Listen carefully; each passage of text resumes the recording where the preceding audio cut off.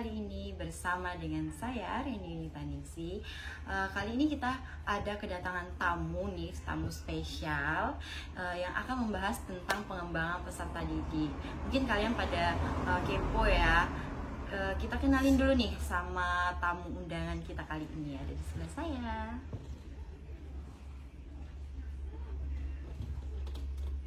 Oke, Mbak Devi boleh kenalan dulu sama teman-teman di sosial media? Oke, nah di sini kenalin dulu ya. Perkenalkan, itu nama saya itu Devi Susilawati.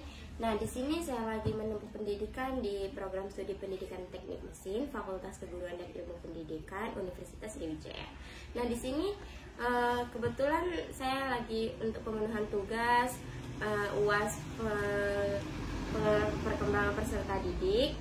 Nah, di sini mungkin di sini saya lebih perkenalannya dengan nama saya Devi Susilawati dengan NIM 06 12 12 82 42 90 50. Oke. Berarti Mbak Devi ini saat ini sedang belajar mengajar di program studi pendidikan teknik mesin itu sendiri. Iya. Oke teman-teman, kali ini kita akan bahas mengenai beberapa pertanyaan yang sering banget muncul di sosial media tentang pengembangan peserta didik itu sendiri. Oke, Mbak Devi udah siap belum sih sebagai mentor kita kali ini? Oke, udah siap, udah siap. Oke, kita masuk aja ya langsung di pertanyaannya. Yang pertama itu gini nih, setiap manusia itu unik ya teman-teman. Jadi manusia itu diciptakan dengan berbagai persamaan dan perbedaan masing-masing yang membedakannya dengan manusia lain. Nah, sedangkan nih ada seorang Budi, namanya kita panggil Budi aja ya. Dia itu seorang siswa yang masuk ke SMK, di kota tinggalnya, tempat tinggalnya gitu kan. Nah, siswa tersebut memilih masuk SMK karena saran dan pertimbangan dari keluarganya itu sendiri, teman-teman. Alasannya adalah setelah lulus maka akan mudah untuk mendapatkan pekerjaan. Nah, keluarganya itu termasuk keluarga yang kurang mampu, sehingga akan kesulitan ketika ia melanjutkan ke jenjang pendidikan yang lebih tinggi seperti perkuliahan. Nah, di sisi lain sebenarnya ia tidak berbakat di jurusan SMK sekarang ini, tapi ia berbakat di bidang komunikasi. Jadi memiliki jiwa pengetahuan tinggi tentang komunikasi itu ya teman-teman. Untuk masuk sekolah komunikasi itu memerlukan biaya yang tidak sedikit ya, seperti kita ketahui. Jadi dan sekolah itu juga terdapat di luar kota, bukan di tempat dia tinggal sekarang.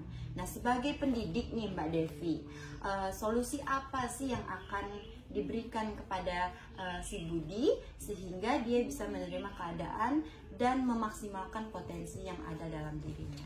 Mungkin boleh dijawab Mbak Devi? Oke, di sini saya izin menjawab ya. Nah, kalau menurut saya sebagai seorang pendidik, saya itu lebih memilih untuk menjadi seperti mendengarkan dulu ya. Soalnya kalau saya dengar di sini dia itu memiliki potensi juga di bidang komunikasi, oke ya. Nah, menurut saya itu sama saja dia mendapatkan dorongan dari dalam kan, dari internalnya.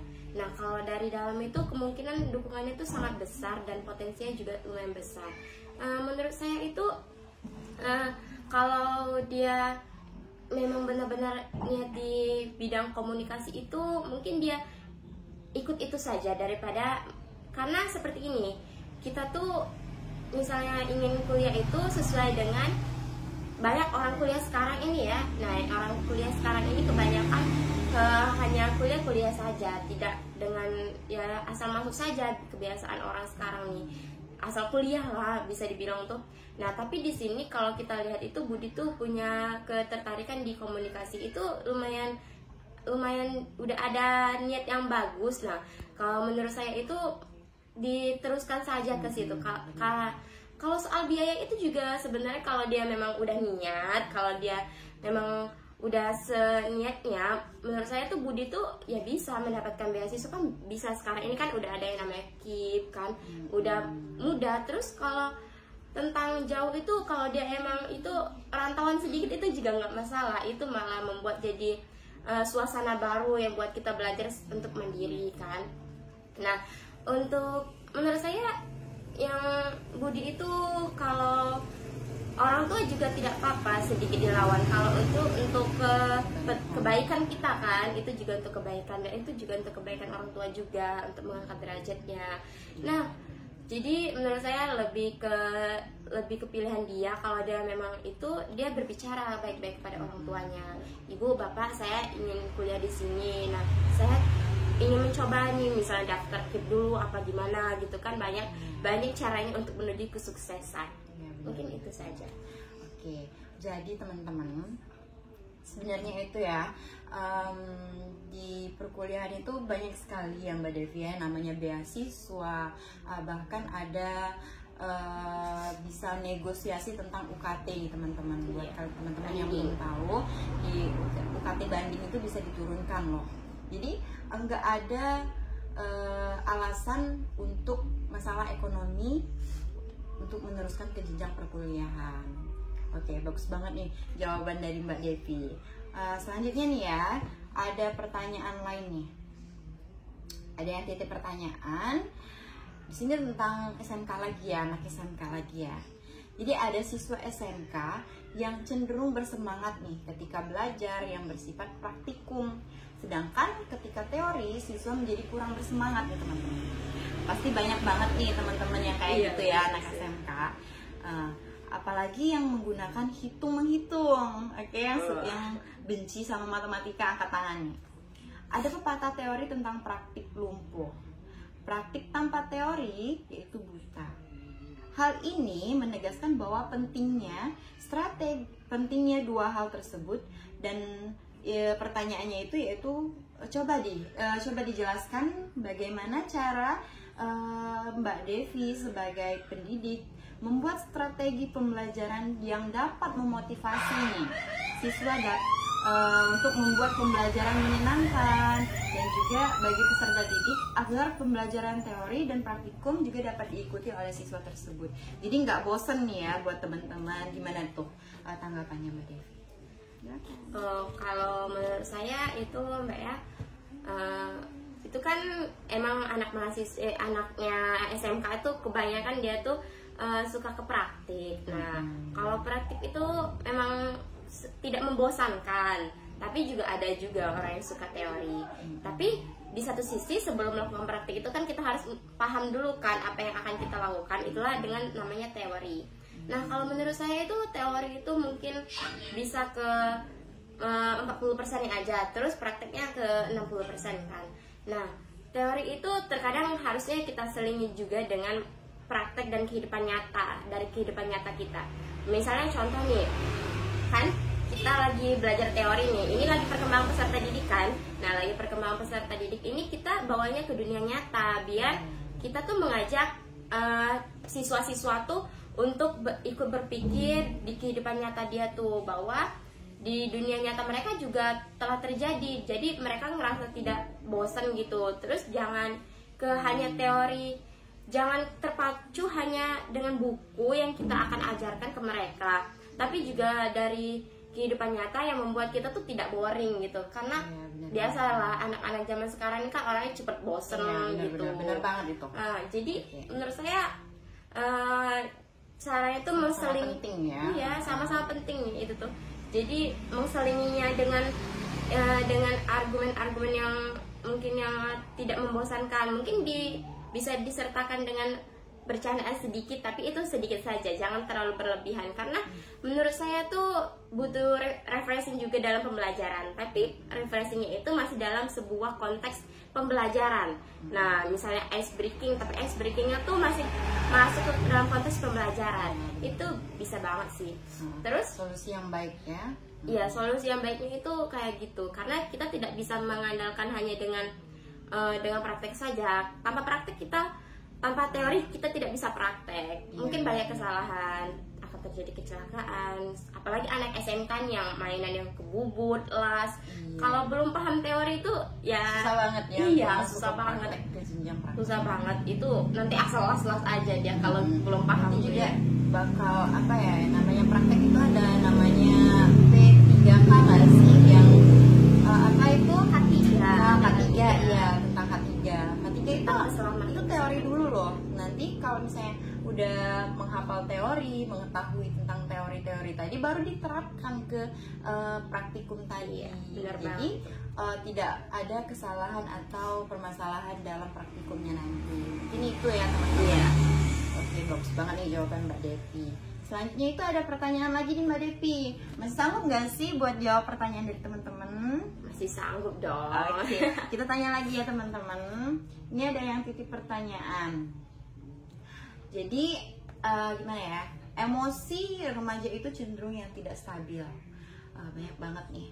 Sering meluap-luap, perasaannya juga marah, sering terbawa emosi, dan juga emosinya itu kadang-kadang negatif loh teman-teman. Nah, terkadang sikap itu tuh diarahkan ke hal-hal negatif. Misalnya nih, ke bawah misalnya cowok nih ya yang marah-marah tadi, ngebut-ngebutan di jalan raya, itu salah satu sikap yang negatif loh. Nah, yang ingin kita tanyakan, bagaimana sih tindakan kita sebagai pendidik untuk mengatasi hal tersebut? Mungkin mau dijawab kan? Oke, itu pertanyaan bagus banget tentang emosi. Iya. Yang kita ketahui setiap manusia itu memiliki emosinya masing-masing. Nah, emosi menurut saya tuh ya, emosi itu ada yang positif dan juga ada negatif.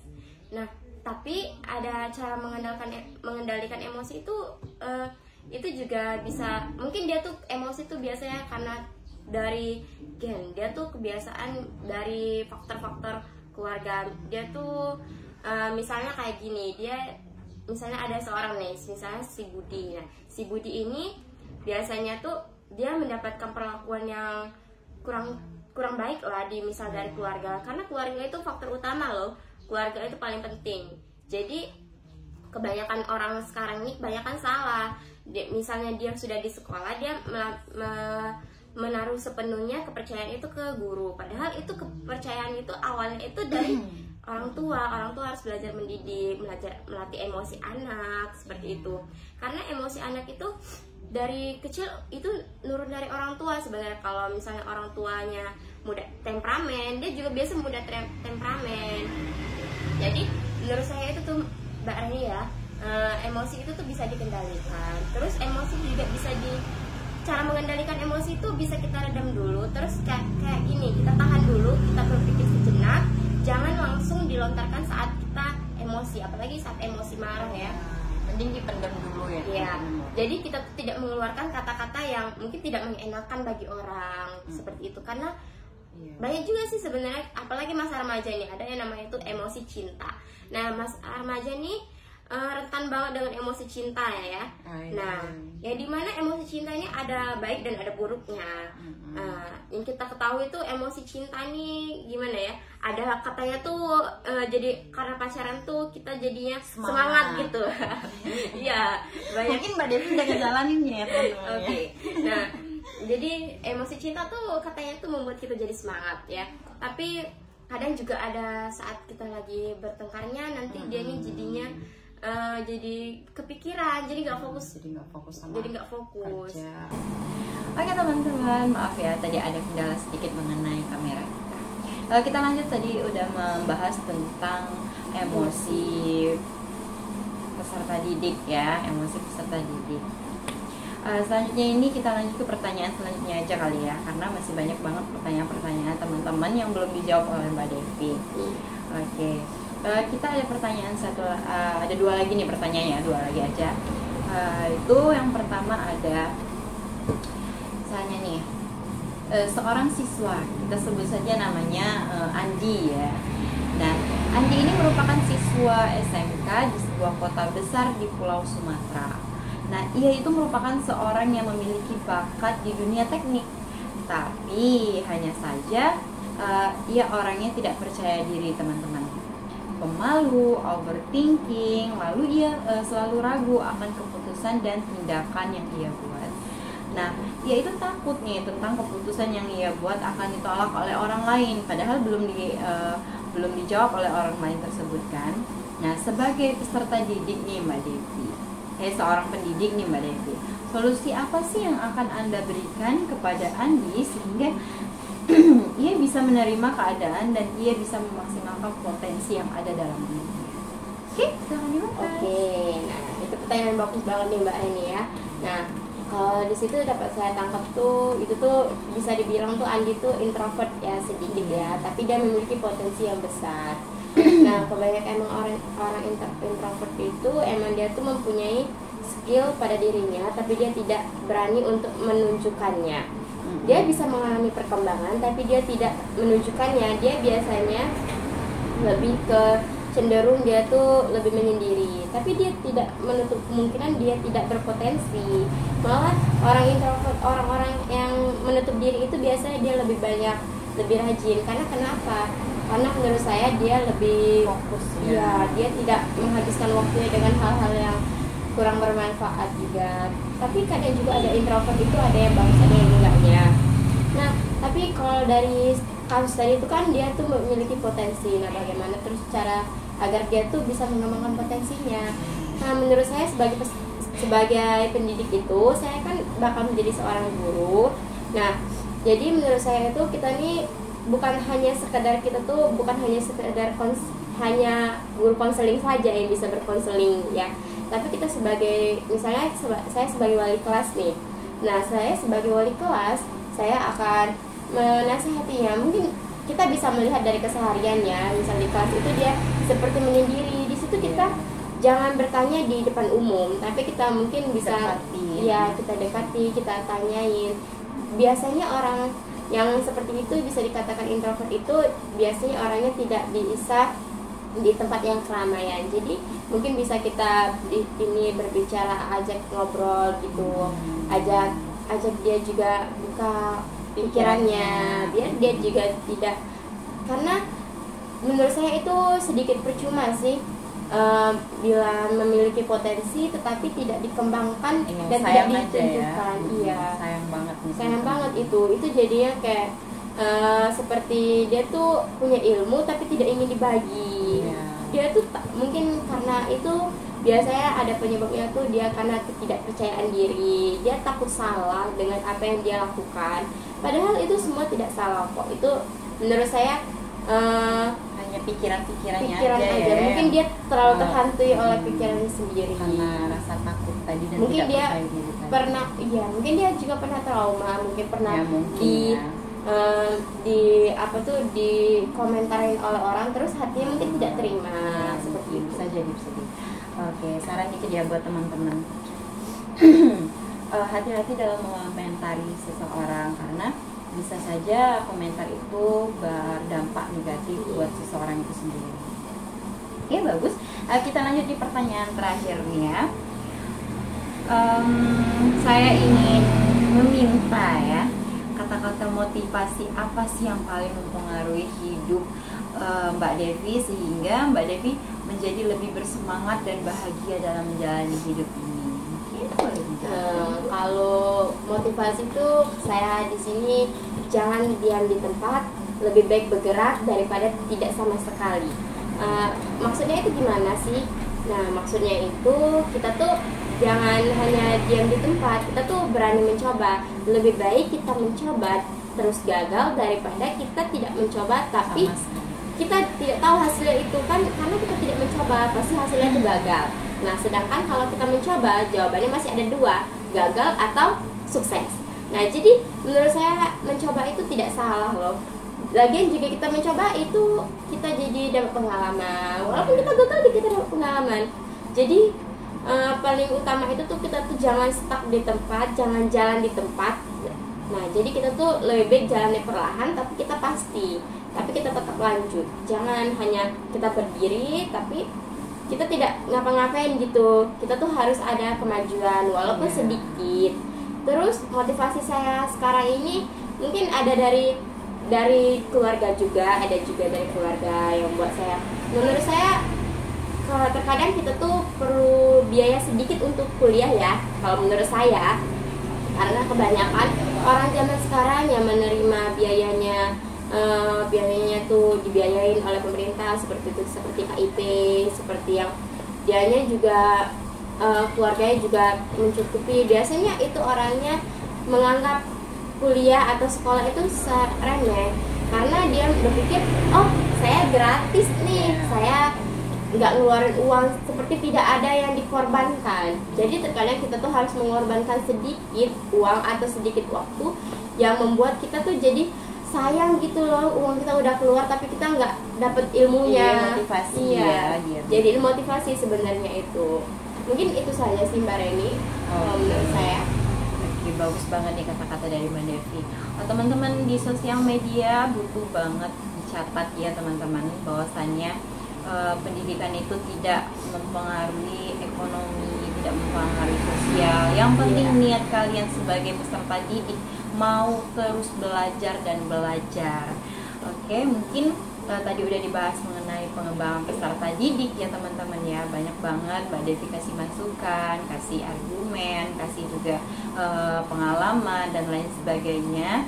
Mungkin kalian yang masih pengen tahu boleh di chat di kolom komentar ya, atau boleh DM di IG kita Himaptek, apa IG-nya? Himaptek Unsri 24. Himaptek Unsri 24. Oke teman-teman, itu saja podcast kita kali ini bersama Mbak Devi dari Program Studi Pendidikan Teknik Mesin Fakultas Keguruan dan Ilmu Pendidikan Universitas Sriwijaya. Salam sejahtera.